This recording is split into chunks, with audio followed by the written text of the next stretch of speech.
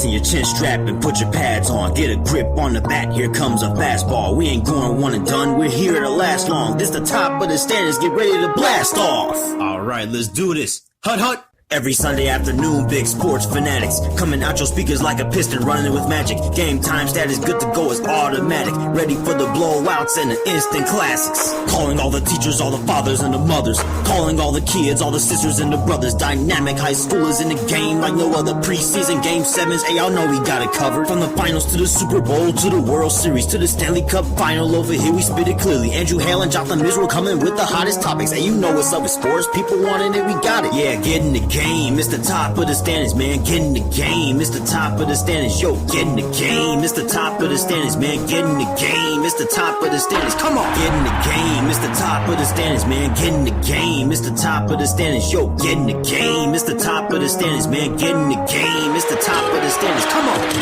Yeah, top of the standards. That's what it's about, baby. Let's go. Yeah, season 2 is here, baby. Yes, Jotham Israel and Andrew Hale, we're back and better than ever. Yes, we got a ton of sports to talk about, as always. And yes, I can rap. I produced the song, I wrote the lyrics, and I rapped it.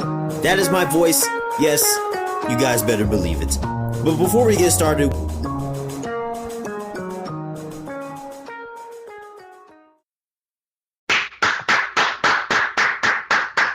let's go, baby! Let's go. Okay, I'm going to be honest with you. I didn't expect them to get Justin Fields. I thought they were going to get somebody like Mac Jones or maybe Trey Lance because I thought he was going to fall a little bit. No disrespect, even though I thought he was going to go top 4. But we got Justin of all the quarterbacks. We got Justin Fields? Oh, my gosh. Ryan, I don't know what's gotten into this man, but this was a pretty good draft for the Bears. Unfortunately for you and Vikings fans, we'll leave Packers fans out of this. We'll talk about them later. But I was ready for Lions fans to absolutely pounce on our stupidity because I think the Lions had a really, really good draft. I mean, a really outstanding draft. But the fact that the Bears got a quarterback, I don't know, Drew. I don't know. This season, they just saved the season. They gave us something interesting. Yeah, it's all fun and games till Andy Dalton starts all 17.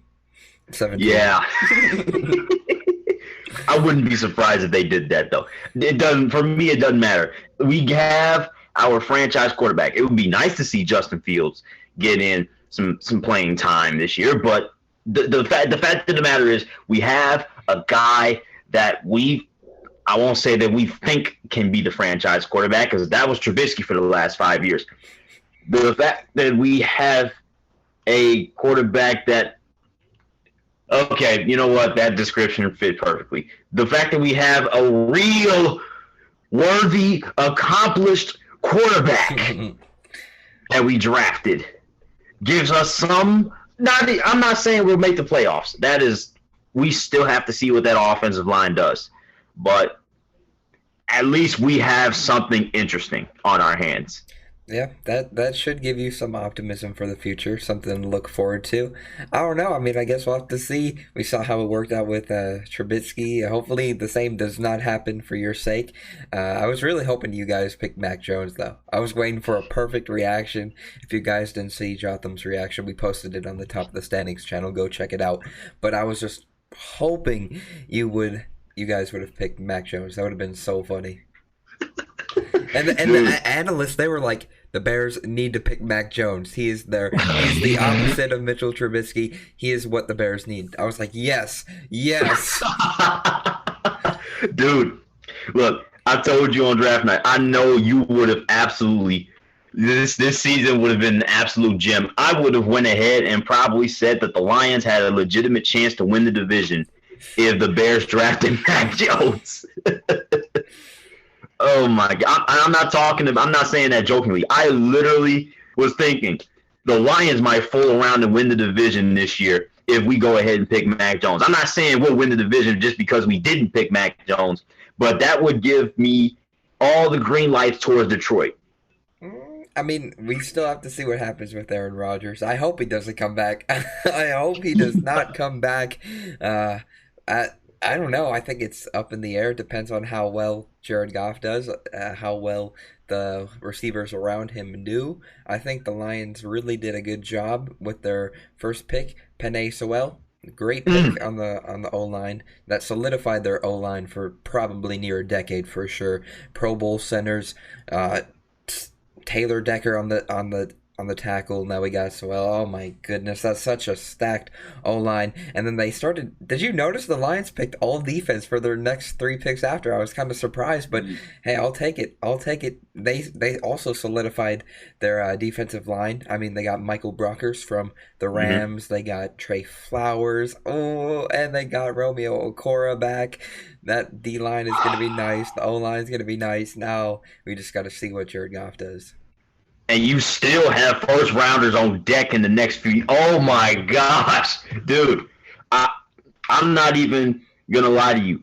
I'm excited for the Lions as a non-Lions super fan. I'll say super fan because we know I'm not a super fan. You would probably smack me upside the head virtually if I said that. But dude, this has to be exciting, dude. I mean, you guys are doing a great job building, and seeing that celebration in the draft room, those Lions front office people were looking like they had just hit the jackpot, and reasonably so. That was some good drafting, dude. It's gonna be very interesting to see how this team gels within the next 2-3 years. I'll give them the next 5 years to just absolutely wash all of Matt Patricia out of their mouths, out of their system, all of it. I'm talking like we don't even remember that Matt Patricia was a Detroit Lions head coach. And you saw him make a pick for the Patriots, right? That was it was gross.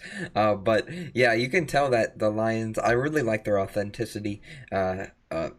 Definitely a difference from the Patricia Quinn era. You can tell they're authentic. Dan Campbell, Motor City, Dan Campbell, yes sir. And Brad Holmes, I'm very optimistic, more optimistic than I was with Quinn and Patricia. Like you said, their celebration, you could tell that they were excited. That was a little bit different from the past regime, and rightfully so. I'm excited. I think they're doing a good job. They're starting to build with the line, and that's where it starts in football. You got to have a good O-line for your running back, for your quarterback to succeed. You need to have a good D-line to stop the run and to pressure the quarterback. So it all starts in the trenches, and I think they did a good job addressing issues of prior seasons. I don't know if I can do it. No, I can't buy my kneecap. Good try. Yeah, I can. Good try. But no. This is a good step towards biting kneecaps. I do want to talk about that Amon-Ra St. Brown draft pick. That was a pretty good pick in the 5th round. And then Jermar Jefferson, even though obviously it's a 7th round pick, it's not like he's going to be RB1 immediately or anything like that. But I think those are a couple of standout additions because those two players I heard their names when watching Pac-12 games. Back in October. So I think those are, good picks for those specific rounds. Yeah, and they were expecting the wide receiver from USC to go 2nd round.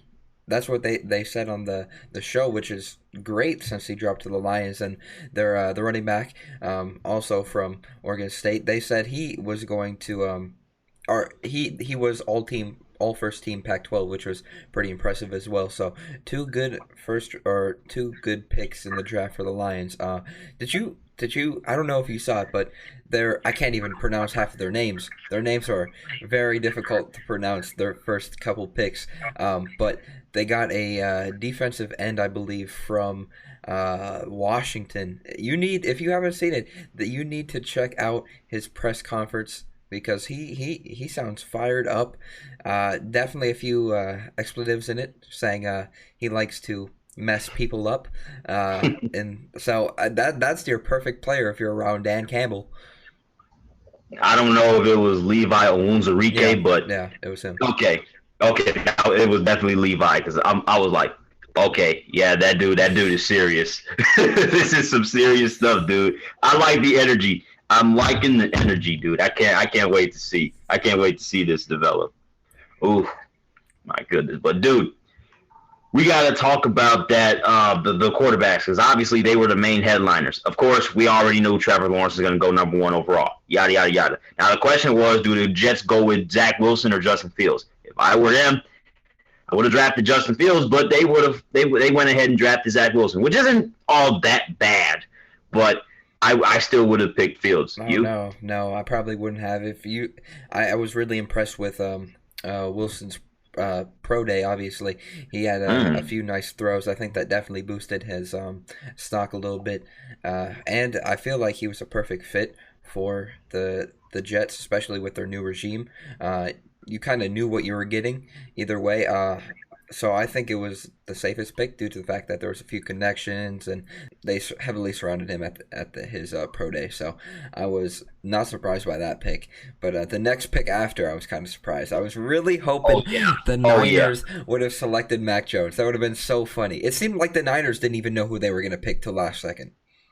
I know, right? Because now everybody's like, the 49ers are so impressed with Mac Jones. Mac Jones this, Mac Jones 49ers this, Mac Jones 49ers that. I'm like, well, are you going to pick him or not? And then they go ahead and pick Trey Lance. I'm like, that's an interesting proposition, because I believe that shook up the whole board. Because I'm just looking at it like, okay, I think teams are more willing to trade up for Justin Fields than Trey Lance. So, yeah, oh my gosh, dude. Yeah, I mean, I think it's a pretty good pick for the Niners. I mean, they could be able to compete in the near future as soon as Garoppolo's done with San Francisco. Who knows how soon that's going to come. I don't think they're going to trade him, but should be a very interesting development down there in San Francisco. I'm so hyped. I need May 12th to come so I can see the schedule drop, bro. Yeah, I don't know if you realize, but Trey Lance was 17-0 in his college career. I had no idea. I was 17-0. That's impressive. No wonder he got picked by the Niners at 3. That was impressive. But you know what would have been crazy if the Niners did pick Mac Jones? Then the Falcons would have had to pick Trey Lance, wouldn't they? They would have had to. Yeah, they would have had to. But the Justin Fields was still on the board, but Fitz, they're questionable. I didn't say Pitts. I said the Fitz would probably have been questionable with Justin Fields going to Atlanta. Obviously, I don't think Atlanta paid that much attention to Justin Fields, just for the simple fact that they either thought that he wasn't going to be on the board, or Kyle Pitts is really going to be a game changer for them more so than Fields, and that's what they said when they drafted Kyle Pitts. That the picks said it all. I personally think they should went back, but I mean, hey, if they know some stuff about the salary cap that I don't, that refrains them from trading Matt Ryan or something like that, then okay, cool. But they got to get a new quarterback soon. I would agree. We'll say that. I was almost surprised.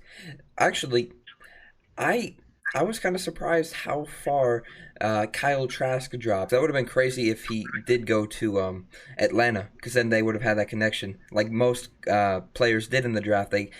Obviously the Bengals, they drafted 2 LSU players in back-to-back drafts. There's their connection, and there's a lot of connections, especially Trevor Lawrence, ETN connections. So I would have been very, very surprised if Kyle Trask wasn't picked by Atlanta due to the Pitts connection, but I guess we'll have to see what they do in future drafts.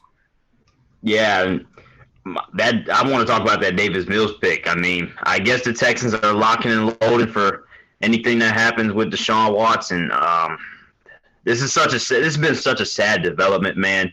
Because I really like Deshaun Watson. I really like his game. He's one of the more swaggier players in the league, and I hope that all's well that ends well with this situation, and we're not talking about this this bad stuff, unless he actually did it, of course. But I just hope it has a good ending. Yeah, I'm not too sure. I don't know if you saw, but Schefter said that there are people around the league that says he won't even play this season, that he will never be back in a Texans uniform. So I guess we'll have to see. But it should be interesting how everything transpires. Unfortunate situation, but it is what it is. Yeah, especially now that the draft is over. I mean, there's not too much you can do other than trade. So, yeah, this is going to get real juicy. I thought there were a lot of offensive players drafted in this draft. It felt like defense was like shoved to the side. I mean, this is a perfect example of how this is an offensive-driven league. Yeah, it is interesting. I mean, some teams mostly did focus on offense. A lot of other teams went defense heavy. I don't know. I feel like this draft was, aside from the Jaguars, it was based on who fit well with your team. Maybe actually, never mind, because the Jaguars did pick ETN when there were probably better players on the board. But I don't know. It seemed like this was a little bit different, where teams went best fit rather than best available. I was kind of surprised by that. I did like the draft for the most part. I think a lot of teams did really well. It was exciting. I think the team that had the best draft, in my opinion, it may not be factual, but in my opinion, I really, really, really loved what the Arizona Cardinals did in this draft. Zaven Collins in the linebacker room with Isaiah Simmons. That is a young, talented linebacker. And that defense with Byron Murphy on the corners, and then you got, I won't say Marco Wilson's going to be a star just yet. Obviously, he's got to keep his cleats on. He's got to keep his, his cleat, you got to keep the cleats on the opponent's foots, but with J.J. Watt on that defense, and they drafted some other guys too, I am so stoked. I am not excited for another team in the NFL more than the Arizona Cardinals this year. I am saying that right now.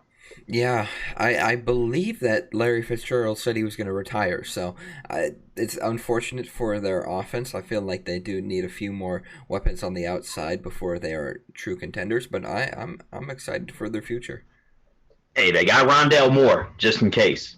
That is true. That's a pretty good speed, option over there. So I like it, but and Fitzgerald's my favorite NFL player of all time. So I really respect him, and I've seen him at a couple of Suns games too, but that's another day. That's another story for another day. But overall, Drew, this draft lived up to the hype, man. This was lit. We saw some disrespect from the Browns fans towards the Steelers fans.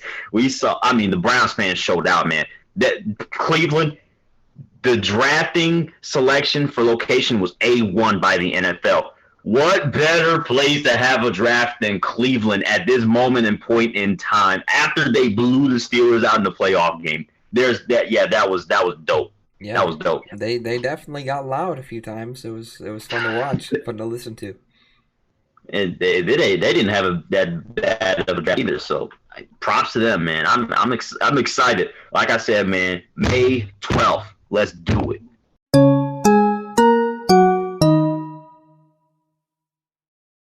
Okay, Drew. I'm going to say this right here, right now, to your virtual face in this screen. No Will Barton, no Monte Morris, no Jamal Murray. Nikola Jokic is literally mile-highing the crap out of this basketball team. He is the MVP, okay? He is the MVP. I'm not talking just top of your regular old top of the standings MVP. He is the NBA MVP. Yeah, I think most people probably figured this for a while. I mean, he's been the best in the game for quite some time this season. I think this is just even more further proof of why he should be MVP. He's an impressive player. He can do it all. Very, very. I think he's a generational talent, in my opinion. I don't think we've ever seen a big man can do what he has done. I think the only, big man would be Magic, who can pass, who can rebound, who can shoot. It's impressive. I mean, he's shooting 40% from three. He's a big man shooting 40% from three.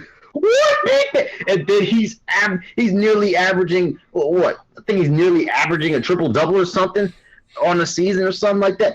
Obviously, he's got he's loading up on assists. Of course, he's helping his teammates. He's gonna have to carry that load, and he's been doing it. The Nuggets have been on a win streak without Jamal Murray. They were just like, yo, they just stymied the Clippers last night, bro. Yeah. A relatively healthy Clippers team. Okay, Kawhi's back it's his first game back, and obviously he missed 9 of the previous 10. But it's still Kawhi Leonard and Paul George on the floor at the same time. You know what I'm saying? With everybody else nearly, close to healthy. Dude, I'm telling you, if the Nuggets win a playoff series, then it's going to be some problems for the future of the NBA, because if the Nuggets can win a playoff series against anybody, against a team like maybe even the Lakers, we'll see how far they drop in the standings. A team like the Clippers, or maybe even the let's see who else is in the mix. There's the Mavericks, the Blazers.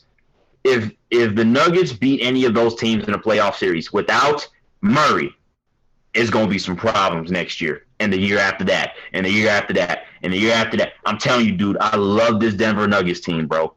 Yeah, I don't blame you. I think they do have a bright future. They just need to stay healthy. I wouldn't be surprised if they won a series. I think to show that they're here for a while, I think they need to win a little bit more than just one series, but who knows? It's crazy because we may get Lakers-Clippers first round. Yeah, after all that talk about, I mean, what an anticlimactic. I mean, for me, it wouldn't be anticlimactic because it's still a great series to watch, period. But, I mean, we were definitely talking about the Battle of LA Western Conference Finals for the past 2 seasons. We were definitely talking about it last season when the Lakers and the Clippers finished 1-2 in the West, and then the Clippers blew a 3-1 lead and just completely washed that out. Now everybody's coming to this season like, oh yeah, Clippers squad, we stacked up. We got these boys now. We got Rondo. Oh yeah, we going on the run. And then the Lakers like, hey, you got these guys. All right, we'll take Trez from you, and we'll get some more guys. We'll go younger, and we'll do this and that. We going to the finals. No, we're going to the finals. We're going to the finals. Oh my gosh, dude. And the fact that it might be a first-round series, there's going to be some epic salt for whoever loses. If I were to pick one of those teams, I think I'd pick the Clippers. They've been more healthy throughout the entire season, in my opinion. I know LeBron just got back, but I don't know. Their offense has been kind of on a downhill spiral from the beginning of the season to right now. Andre Drummond, I think he's proving why the Pistons got so little value from him. Defense struggles. It's the truth. If you watched Andre Drummond, he can't defend people like Giannis, Brook Lopez. We saw it clear in the playoffs. How do you think he's going to do against other players in the West, especially? About all he can do is rebound. Sorry, Andre Drummond, but it's kind of the truth. If I were to pick a team, it'd be the Clippers. I think they have more shooting. I think they have more depth. I think they have more ability to score the basketball.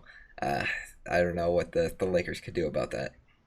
Yeah, and the thing about the West is, for the Lakers, I mean, yeah, they got some bodies, but man, to get past a conference that has Rudy Gobert, DeAndre Ayton, Nikola Jokic, Kristaps Porzingis in the same all in the same conference, that's a heck of a gauntlet that you're gonna have to run. You're gonna have to put up some points because obviously the Lakers haven't been doing a great job of putting up points, but their saving grace is their defense, somewhat. Yeah. It should be interesting. If they get matched up against the Clippers, it's going to be a very tough series. And it'll be fun, though. It'll be fun. I'll definitely look forward to it. But I don't know if you saw, but after the Phoenix Suns won a game against the Jazz, they had the best record in the NBA. First seed for the first time, or the first time they clinched playoffs in 10 years. But it's been a long time since they've had the number 1 seed. I know the Jazz have it now, but after they beat the Jazz, they had the 1 seed. I know what you mean. I mean, the Phoenix Suns still have a game in hand, and technically they have the tiebreaker, so, it's going to be marvelous. I mean, the Utah Jazz, I mean, this has been silent. I don't know how I just realized this last night, but Donovan Mitchell hasn't played for like 3 weeks. Yeah, they haven't done too well either. I mean, they've lost some games that they probably should have won. Okay, I understand you don't have Mitchell, but losing 2 games to the Timberwolves? Yeah, and they lost the season series to the Timberwolves. That helps the Pistons tank. Keep on going, T-Wolves. Keep on going.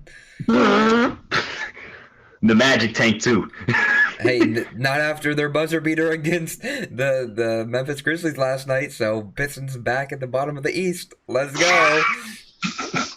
I cannot believe we are actually doing. But hey, don't count out the Cleveland Cavaliers. Don't count out the Cavs. They're next in line to get eliminated from playoff contention. So we'll have some company in the East. I guess we'll have to see. The Pistons still the worst as of right now. Now the Rockets just need to start winning. But I looked at their schedule for the next 2 weeks, and they probably will not win another game. Yeah, no, nah.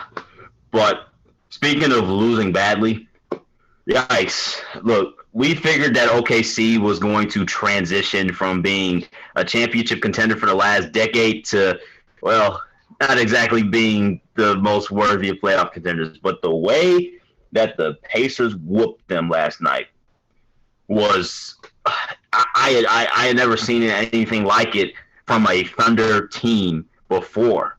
Who lost like that earlier in the season? Was it the Warriors?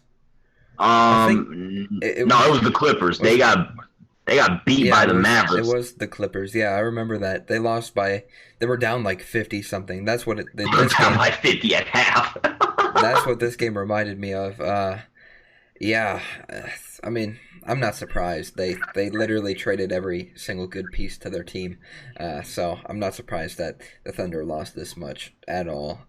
They aren't good one bit. They aren't. They have no one. So I'm not surprised one bit.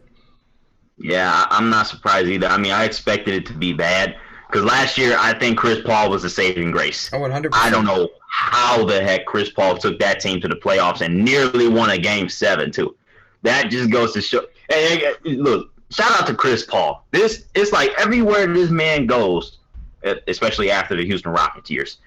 It's like everywhere this man goes now, you're a playoff contender, a legit playoff contender. You're a playoff team. You're not 8 seed battling, for your playoff. No, you are in the mix for home court advantage in the first round of the playoffs. Like that is insane, dude. Yeah, a lot of people really think that he should be in MVP talks. I don't think it'll happen, but rightfully so. I think he's the most valuable player in the NBA as of right now. Yeah, because MVP has different meanings to it. Mm-hmm. Most value, if you're giving the most value over the past few years, has been LeBron. Obviously, he hasn't won it. It's been Giannis, but most value player, if you could get the most value out of any player right now, it'd be Chris Paul. Seeing what he's done these past 2 seasons. Yeah, I mean, what have the Suns been doing for the past 5 years? They've been taking L after L after L after L, and this man came in. And they're flirting with the best record in the NBA right now. Oh my gosh, dude! Yeah, I can't wait to see these awards because I know the fanboys and all the stands and all the casuals. It's gonna be a lot of chirping, dude, and I'm already ready for it. I'm excited too. Just the end of the season for the NBA in general is gonna be pretty crazy. Now imagine if the Lakers lost enough games to be in a play-in round. Don't know if that would happen, but that would be quite crazy. I don't even know what to think about that. That'd be wild playing against, let's say, the Kings. Dude, do you know how much slander LeBron would get if he were to lose that play-in tournament? Yeah. Oh my gosh, they would absolutely. I mean, seeing what I've seen for the past decade, they would absolutely tear this man apart. Because I know there are a lot of LeBron haters out there, and there are a lot of LeBron fans out there, and they go toe to toe. They go toe to toe every single year, and it's just like it just keeps getting more heated and more heated. Because nobody's gonna stop talking about LeBron versus Jordan. Yeah. Nobody's gonna stop talking about that. And the more LeBron does, the more it heats up. The less LeBron does, the more it heats up. So, it's marvelous. But I would be jaw-dropping if they were to lose the play-in round to any of the teams like Memphis and Golden State and San Antonio. Ew. Yeah. Hey, if they do, you heard it here first. Everyone needs to blame Jotham. You're gonna get canceled on Twitter. Everyone's gonna be like, "This dude called it. He needs to just stop." Yeah, dude. But I'm also calling this. The Brooklyn Nets will have the number 1 seed, even though they have a tougher schedule than the Sixers and a nearly identical record. The Brooklyn Nets will have the number 1 seed. The Sixers better make sure to do what they can to prove me wrong. But I think the Nets will get the number 1 seed. See, I don't think that's as hot of a take because I think everyone realized that was a great possibility after the Nets got, players like James Harden and Blake Griffin. But, I wouldn't be surprised if that were to happen. I think it will. I think everyone's getting a little bit more healthy here towards the end of the season on their team, so maybe they'll be full strength by the start of playoffs. That would be very, very exciting. I hope they win the finals. I do. I think the city of both New Jersey and Brooklyn deserve it. KD, it would show how good of a player he is. I know people always say he's been going to super teams, but still, to win championships like this, and then Kyrie, and then Blake, I wouldn't be mad if I saw Blake in the finals. And James Harden, that team is just it'd be an exciting playoff series with whoever they face. Yeah, and also I'm also going to be interested to see their reaction to winning a championship if they do so. Could be a mystery, dude. Yeah.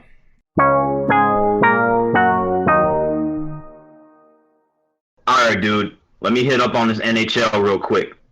So, we've had some more teams eliminated. Sayonara to the Ottawa Senators, even though we pretty much knew that was going to happen eventually. But it's official now. So, sayonara, Ottawa. Columbus is really on this tank job, dude. Wow. Hey, yeah, so are the Red Wings, too. They went almost back-to-back games going scoreless into a shootout. They really do not want to win. It's funny. It's funny because they lost the shootout to the Jackets, and then they win the shootout against the Lightning, which I'll take any day. But, it's okay. The Red Wings are... It's funny. They were 5-5-5 in the month of April. That's progress right there. That is progress. Yeah, that's progress, especially for this team standards. That's why I was looking at Drew. The Red Wings have been racking up some points recently. So I mean I don't know how to take this, dude. Do you take it as maybe our team is really, really developing, so we can maybe compete for a playoff spot next year, or is it no, just play hard for 2.5 periods, tank the last 5 minutes of the third period, and lose the game just so we can get a higher draft pick?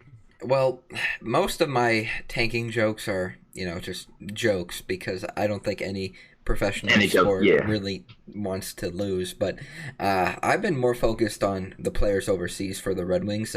They're getting more and more prospects to come and play a few games for the Red Wings to see how they're doing. But overseas, they got a defenseman from Germany a few seasons ago in the draft. I'm going to have to show you his highlights because he is an enforcer. Every single highlight I see is him just dropping someone with his ferocious hits. He's a really good goal scorer. Very, very impressive player. One of the best in the Swedish league. I think he may even win MVP. I'm not too sure. But he's very, very good. They're young guys. I mean, Verana, who they got in the trade with Washington, scored 4 goals the other night, a hat trick, and plus another one. So very, very impressive game by him. I think they're on an upward trend. Their goalkeeping has been a lot better over these past few games. I'm excited for the future. They're still not good. I don't expect them to be good next year, but with the right pieces in line with potential prospects, I do think that they have a bright future ahead. That's a reasonable expectation because, obviously the Wings have been looking for, players to build around. And, obviously, with the loss of, the captain, obviously there's an extra opportunity there to see, okay, what are we made of right now? What are we made of in the future? What are we going to do? And you know that better than I do, so thanks for the analysis. Yes. Anytime. Now, what doesn't need analysis is that the Vegas Golden Knights are legitimate Stanley Cup contenders. I think this is the year they win the Stanley Cup. I'm going to bring this up again. We talked about it last week, but it feels like no one talks about them. Like, it's crazy. You go an entire week without anyone mentioning one thing. You get, look at their helmets here and there, but not look at their skills. It's funny. I haven't heard hardly anything about them. I know that they already clinched and they're the 1 seed, but it is crazy. No one talks of them. And I think that's very dangerous for a team like them. If you don't hear anything about them to see what they can do in the playoffs, it's going to be very, very dangerous to play them in the playoffs. So I'm looking forward to it. I hope they win it this year. I don't really like any other team in the playoffs, so why not? Dang. That hurts. No, it doesn't, but yeah, I know you don't like that. I know you don't really like the Avalanche, you know. I definitely know you don't like the Lightning, so but speaking of the Lightning, hey, I expect to have this division clinched by the next episode. Okay. Or at least knock Tampa Bay out of contention of clinching the division. I just want it to be between me and Florida. Bro, I told you all season, you're like, we need to do a flashback to when the season started. You're like, I don't really know. I don't know if Carolina will be any good this year. I told you that they're probably one of the best in the division, and right, they are right now.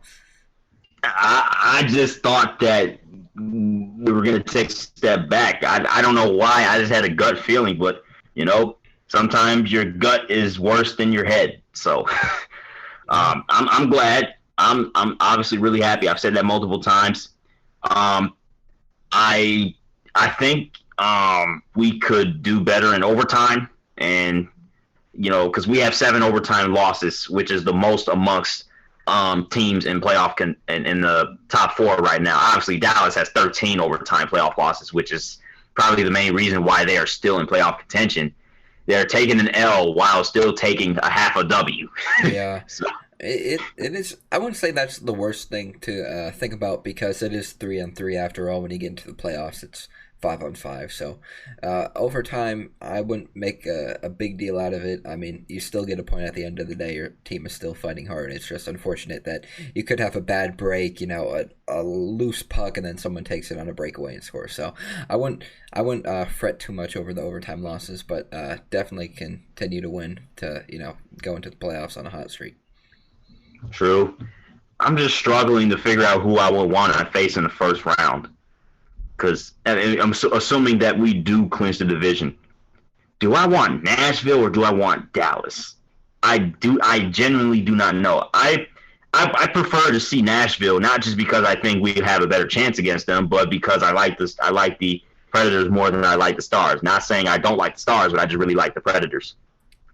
Yeah, I don't know either, because the Red Wings have played Dallas quite a bit these past few weeks, and Dallas, they haven't really looked like spectacular. Good. Like they haven't at all. So I guess it wouldn't be the worst thing if you faced them. But if you do like the Predators, I think you should hope you don't play them, so you can play them a little bit later. Because then, let's say you win, then like they're gone. So I think you should. I wouldn't say, because anything can happen in the playoffs. I don't know. Whoever you face, good luck. Yeah, I mean, I'm just looking. I just want to knock out Tampa Bay, because I really wouldn't want to eliminate Florida or Nashville. Because I like those two teams. You're hopping upon the Lightning hate train. Yes. Well, I won't say hate, but just, you know, Kane fandom. I don't hate. Okay, hate. Lightning hate. Yes. 2 aboard the train, probably a couple 100,000 along. But, fine, you know, fine. We'll call it Lightning hate. I will be rooting for the Panthers so hard to knock out the Lightning. Yeah. Because I love how the Florida Panthers have looked this year, and I wouldn't want their season to end by the hands of their in-state rivals. Yeah, that would be unfortunate, and the Panthers haven't been to the playoffs in like 6-7 years, so definitely I'm rooting for them. You know, I got the Orlando City right here, Florida, not Tampa Bay. So let's go, Florida.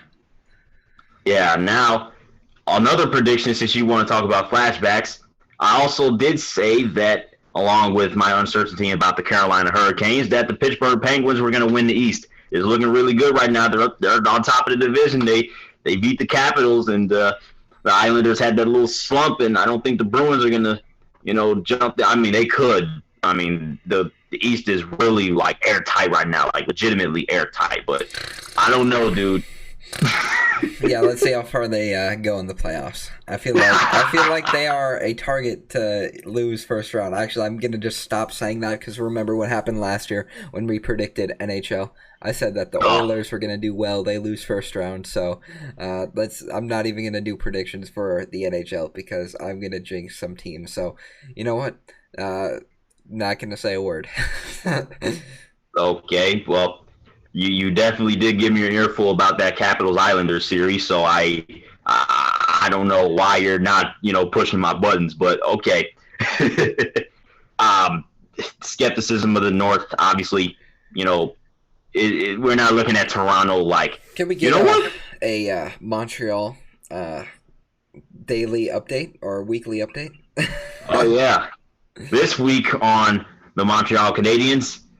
Drew, I don't know, dude. They're getting closer and closer to clinching that spot, man. I mean, unless the Canucks go on an insane winning streak, which is definitely possible because they don't have that many games left remaining against teams like the Oilers or the Maple Leafs. Most of their games left are against the Senators and the Flames. So, yeah, which they might fool around and knock both of themselves out of contention just by splitting enough for their series, and letting the Canadians slip in there. Because I don't know, dude. I just want to see a Toronto-Montreal series. I've never seen it in my life, and I feel like it's a good rivalry. Original six. Yeah. I really am intrigued because I think that would be my first witnessing of it wouldn't be my first witnessing of an original six playoff series because I saw the Bruins beat the Maple Leafs. Probably Blackhawks Bruins. Did you ever see that finals? Probably not. Oh no, I was too young. So I was way too young.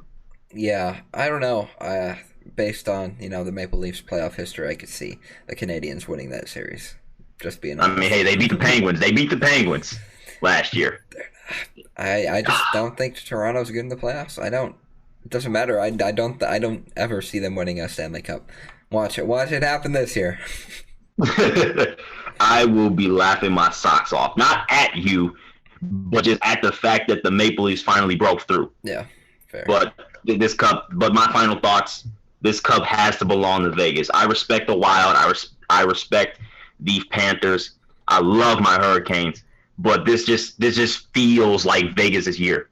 Yeah, I'm gonna get a golden hat if that happens. Now I'm gonna get some spray paint this hat gold. Just spray painting it. Yep. That's what their helmets look like after all. Spray paint. Dude, I wouldn't blame you. They got some fire apparel, man. I wouldn't blame you one bit. Yeah.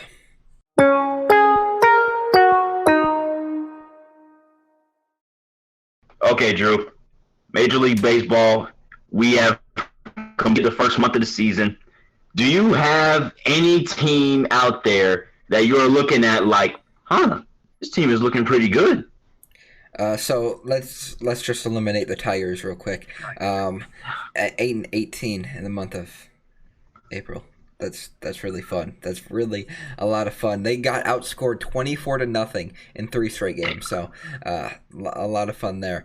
The best team, I don't know. I kind of like what the Blue Jays have done. I know they aren't too good compared to other teams, but I do like what Vladdy Jr. has done. Obviously hitting 3 home runs in a game is impressive. I don't know. I feel like again the teams in the MLB are pretty even. I don't think there's really too many standouts. Obviously, the Dodgers lost last night on a walk-off, which was pretty insane, to the Brewers. I don't know. I don't think any team is really standing out. I feel like it's going to be a race to the top with teams like the Dodgers. But I just got to say, I really do like the San Diego Padres. I like what they're doing. I like what Tatis did against his series in the series against the Dodgers. I really like what he did. I feel like every team is pretty evenly matched, though. I don't feel like there's truly a standout. I agree because the technically the Brewers have the highest winning percentage in Major League. Actually, no, the Royals have the highest winning percentage in Major League Baseball at 16-9. The Brewers are 17-10. I don't know if we are ready to declare those two teams as legitimate World Series championship contenders just yet. I would not, because we bring this up every week, but we saw what happened with the Mariners the other year. Start off really, really well and then just fall apart. I could see that happening with the Royals. I don't see them being as, having as much longevity as teams like the White Sox and other teams, maybe the Twins, who have really struggled as well. But the Royals, their pitching is really good, their bullpen's really good, but I don't know if they'll be able to continue that the entire season. So I have a teacher that's a White Sox fan, and he is so convinced that the Royals aren't going to do jack crap this season. Yeah. Because obviously, you look at the White Sox and their lineup and this and that and their pitching staff, and it's like, dude, they're going to wear out eventually. But I would love to see the Royals put up a fight. You don't like the Royals either, do you? I mean, I don't know. I never really liked them. I told in my hat collection, I don't really like the royal blue. It's not my favorite. I just don't like the Royals because they're in the same division as the Tigers. But I remember watching. I never got a chance to watch the World Series against the Giants because I was on like a week field trip, so I didn't have any TV. But I remember when they won that, I had a friend that was a Royals fan. Couldn't stand him. It was really really annoying. I'm not a fan of the Royals. The only good memory I have of the Royals is Miguel Cabrera winning a Triple Crown in their stadium. Dang, dude, that's how it is with the. That must have been a pretty gut-wrenching World Series to watch. The team that beat your team in the World Series versus a team in your own division. Yeah, and it was unfortunate because I believe that was the same year where the Royals played the Astros and the Astros choked. And then they went on the series against the Mets, and then the Mets kind of choked as well. That playoff series, or that playoffs in general, it was insane. But I don't know. I've never really been a big fan of the Royals. Salvador Perez, Tigers killer, just every single year, and they're just not fun to watch, in my opinion. I see what you mean, man. I understand division rivals. You just don't like them.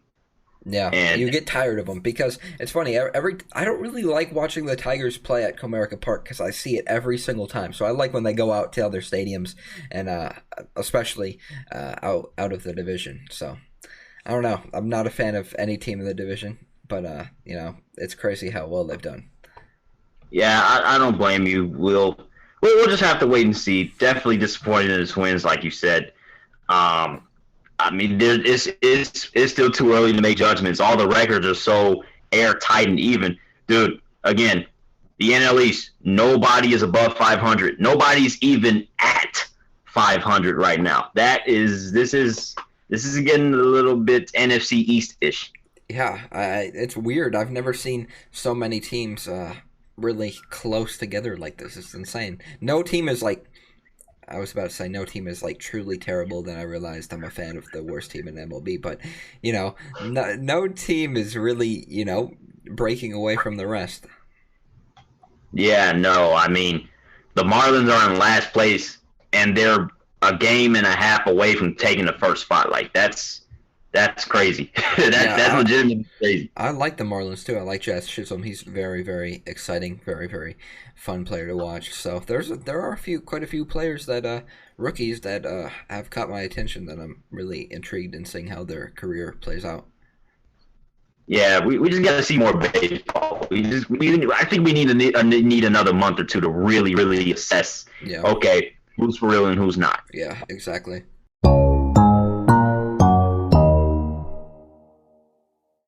All right, dude. Let's get to MVPs and LVPs. I'll go first for once. Nice. Well, actually, you made me go first last time, so I'll take the first swing at it. Speaking of swings, I got to give my MVP to Anthony Rizzo. Why? Okay, the Cubs didn't really do anything too special this week as a team, yada, yada, this and that. But in baseball, there are two guys that I think are pretty much, icons and great representatives of the sport. It's Anthony Rizzo and Freddie Freeman. Okay. And earlier this week, when the Cubs traveled to Atlanta in their 3-game series against the Braves, well, okay, the Braves handed it to them in one of the games, and so much so that, well, David Ross had to go out and pull out a position player to pitch. And that position player for once was Anthony Rizzo. And Anthony Rizzo had to pitch against Freddie Freeman, who was 4 for 4 in the game at the time. and Anthony Rizzo and Freddie Freeman are just chuckling it out like two friends at the Sandlot. And it was so entertaining. That was the Cubs' only bright spot that night.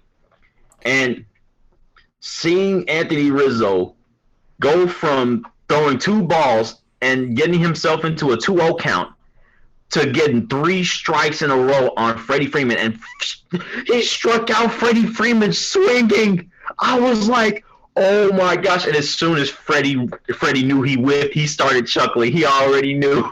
Yeah. He just got struck out by his buddy. It's funny. Hey, Frederick! Freddie Freeman is definitely one of the more funny players in the league. I remember when he was mic'd up during the All-Star game. Very, very fun to watch and listen to. But, yeah, that was crazy. And it is very interesting because I've had similar experiences where, playing baseball where, you're facing a hard-throwing player the entire night, then they bring in this really slow pitcher. It's tough to get your timing right. So I'm not surprised that happened. I am surprised that he struck out swinging because we don't see that too many times when a position player comes in. It's usually looking, they pop up, they ground out, but strike out swinging, that's kind of funny. Yeah, and that is exactly why Anthony Rizzo deserves my MVP, because he worked for that out. He 100% produced that out. That was all 100% him, unassisted, all by his lonesome, the lone Cub out on the mound. And it's funny because the very next batter, he went right back to first base, I believe, and it was just like, oh man, he's definitely gonna have some words for Freddie Freeman anytime that happens again. Yeah, that was crazy.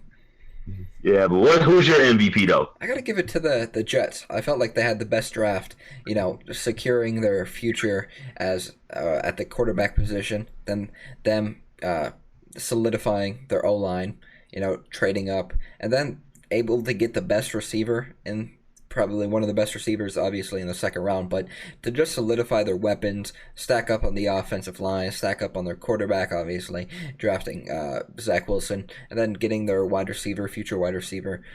Very, very impressive draft, obviously. They traded up a few times. Very, very good draft. I thought that they had the best draft overall.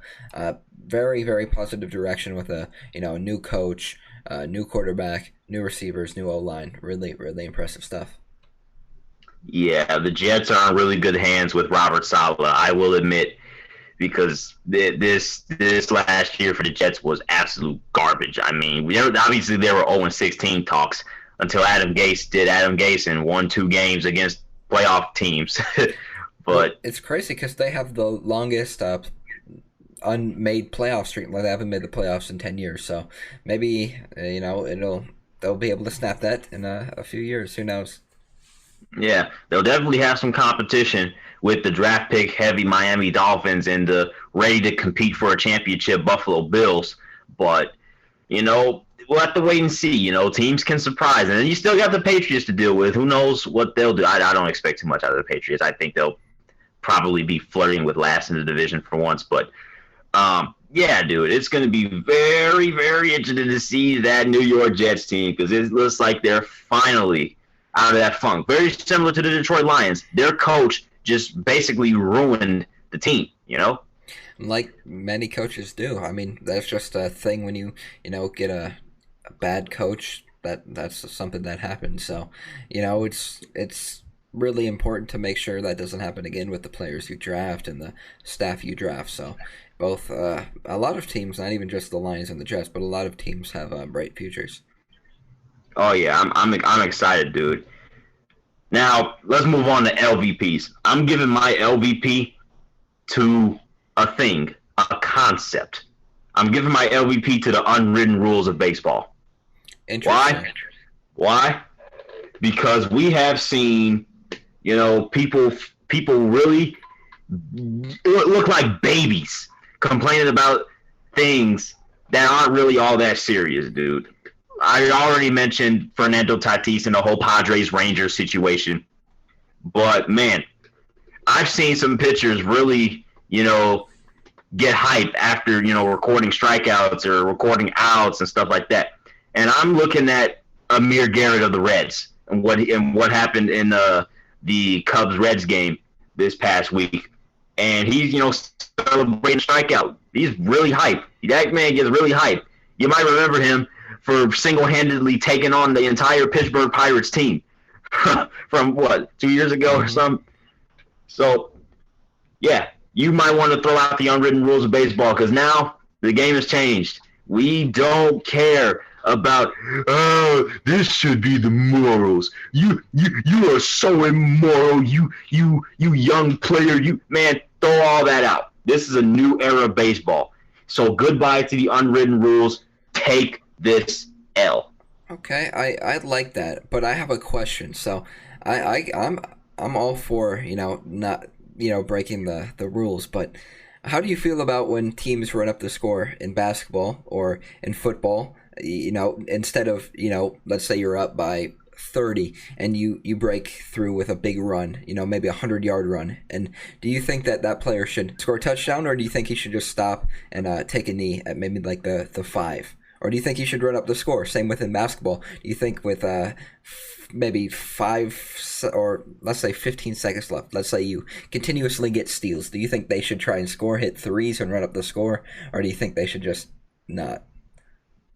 See, I think it's different in football and basketball than it is in baseball, because in baseball, I think it's more of an individual-driven sport because it's one guy pitching to one guy.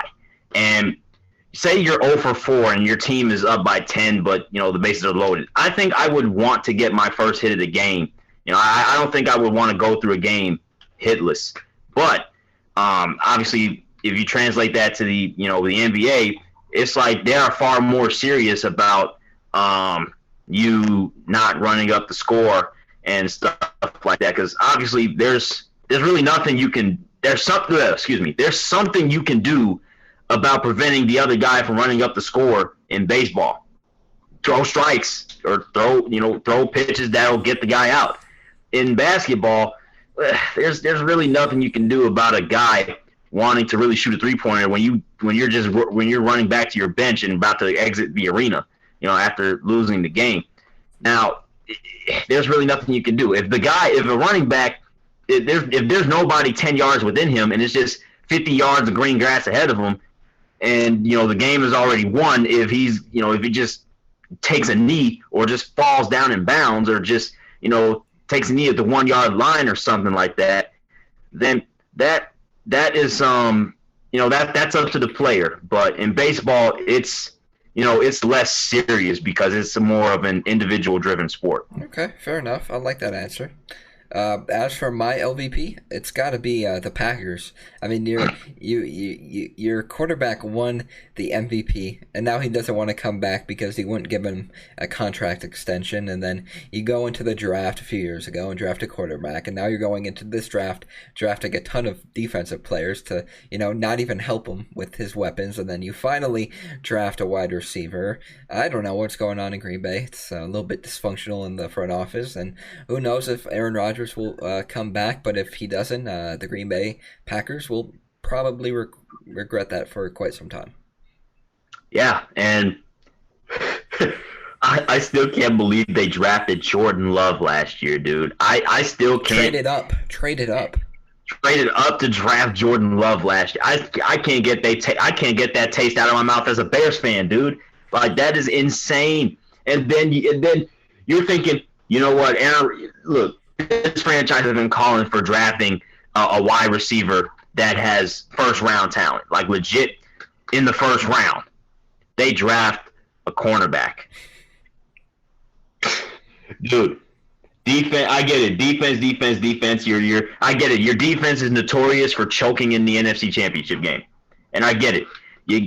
Kevin King kind of blew it against the Buccaneers, but not only do you re-sign Kevin King, but you draft a cornerback instead of the wide receiver that Packers fans had been asking for years. For years, Rashad Bateman was right. Well, I won't say he was right there because I think Baltimore already nabbed him. But, bro, literally, you had Elijah Moore. I thought they were going to go Elijah Moore. I was like, yo, and then they go ahead and draft Amari Rodgers later on in the draft. I'm like, good luck, Green Bay. Good luck. Yeah, they'll definitely need it.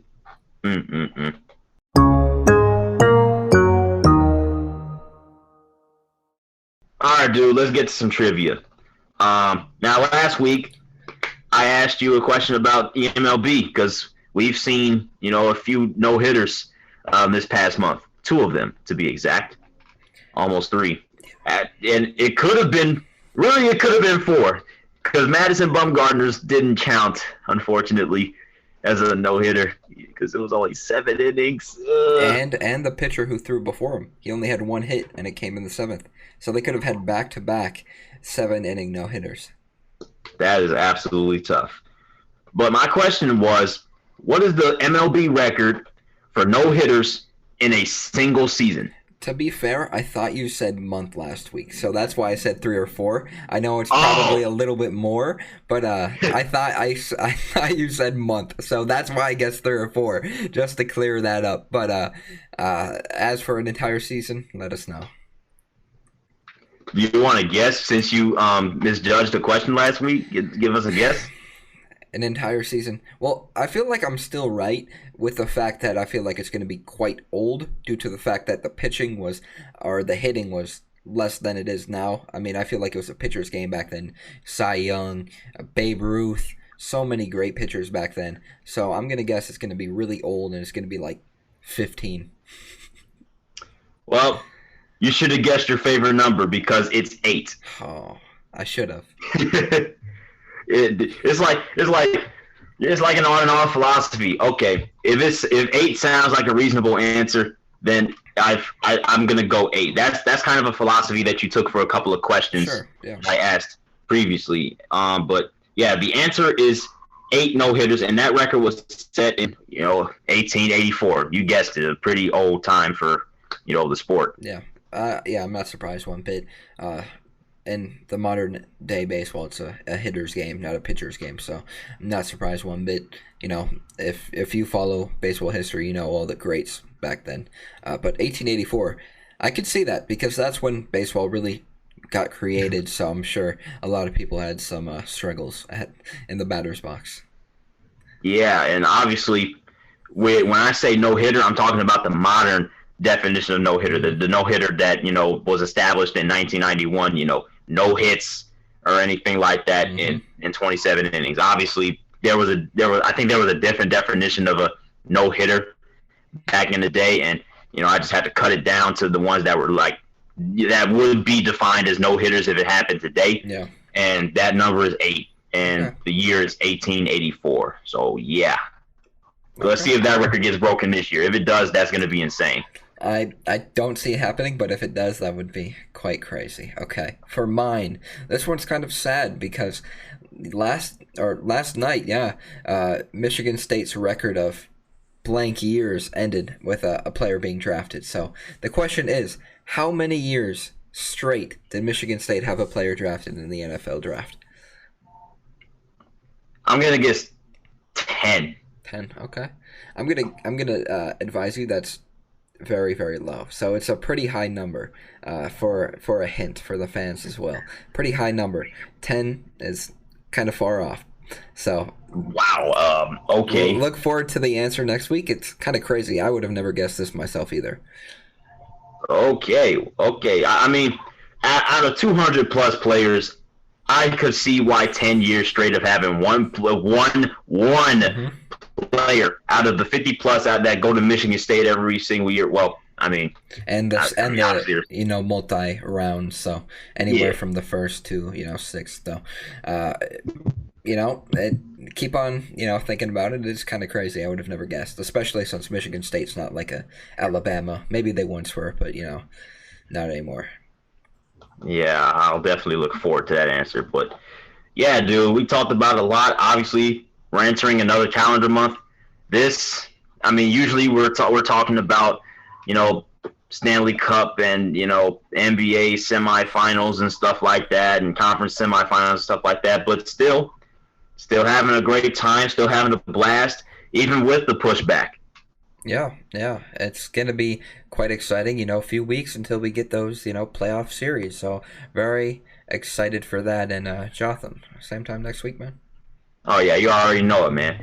If you guys enjoy the podcast, give us that 1, 2, 3, 4, 5-star rating on Apple Podcasts, Google Podcasts, or whatever listening or streaming device you're using to listen to Top of the Standings. Give us that like, comment, subscribe if you're watching on YouTube, and give us a follow on Instagram, Twitter, and Facebook, the Big Three. And also go check out our website. And if you even want to, you can scroll through our YouTube channel and look at the aforementioned draft reaction of Justin Fields. I have quite a reaction, and I still would have if we picked Mac Jones. It just wouldn't have been as pleasant for me. Definitely would have been more pleasant for that guy over there, but it is what it is.